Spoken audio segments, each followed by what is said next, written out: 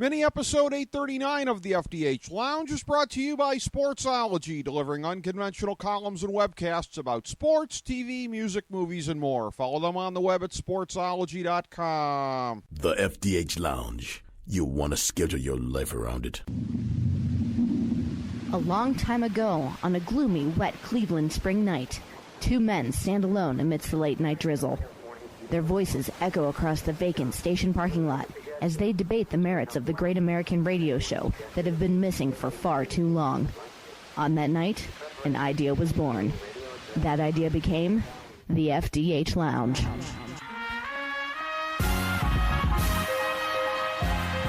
Welcome to the FDH Lounge. Welcome to FDH Lounge mini episode number 839. I'm FDH Managing Partner Rick Morris here with our preview of Better Call Saul episode 3.7. Here are the top 5 developments coming out of the third season's 6th episode. Number 5, Lydia is the latest returning veteran from Breaking Bad. Also, the Fring owned Laundry, if we're counting non-human characters as well. Season 3 is really fleshing out the fabric of the Albuquerque underworld, as we've now seen the majority of prominent figures associated with Walt, Gus, and Mike on the future timeline.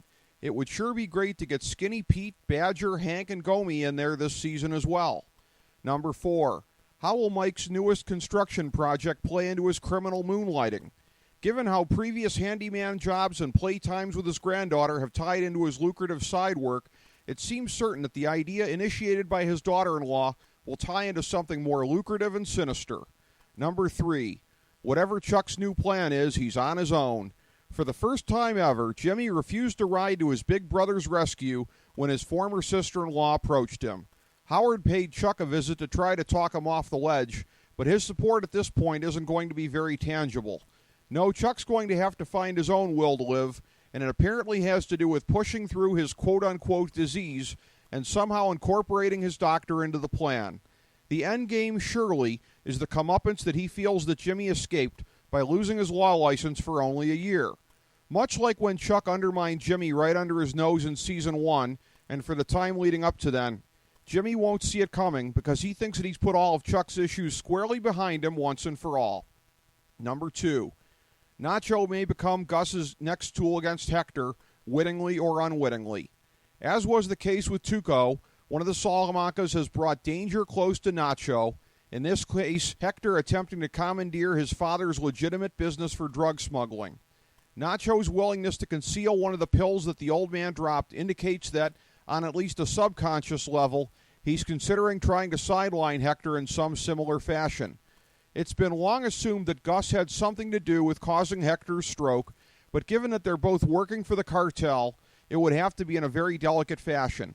If Mike, who has worked for both, ends up serving as the glue that brings Nacho and Gus together, it would make for a very exciting plot. Number 1, it's all good, man. We speculated last week that the mention of Saul Goodman in the preview for episode 3.6 was probably just a red herring, since the writers have been teasing us with the transformation since the beginning, but it was a lot of fun to be wrong about that. Granted, Jimmy's not close at this point to ditching his birth name for what is now an alter ego, but it's clear to see that, during his year without the law license, he's going to find out that Janis Joplin was right, at least in his case. Freedom's just another word for nothing left to lose. He's already broken one precedent by refusing his brother in a time of need, and now we are finally, at long last, on the path to seeing his ultimate transformation.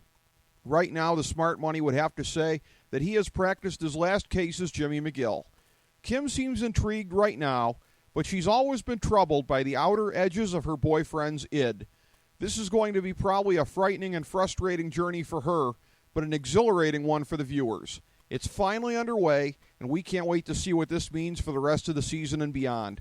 Thank you for joining us for this mini episode of the FDH Lounge. As we bring the show to a close, we would like to extend our deepest gratitude to NBC, CBS, ABC, Fox, all Clear Channel affiliates, TNT, TBS, USA, UPN, Deadspin.com, YouTube.com, YTMND.com, MySpace.com, various blogs, Fox News, CNN, CNBC, MSNBC, IamBoard.com, Billboard.com, Google.com, ESPN, ESPN2, ESPN News, News, ESPN Classic, NBA TV, NFL Network, Sports Time Ohio, Athlon Magazine, Comedy Central, Cartoon Network, The Boomerang Channel, QVC, BET, The Spice Channel, Steno Notebooks, Manwich, Papermate Office Supplies, waitresses, strippers, bartenders, garbage men, janitors, microwave popcorn, the writers of The Office, Scrubs, Entourage, My Name is Earl, Oz, Metalocalypse and the Boondocks, Aquafina, and the periodic table of elements.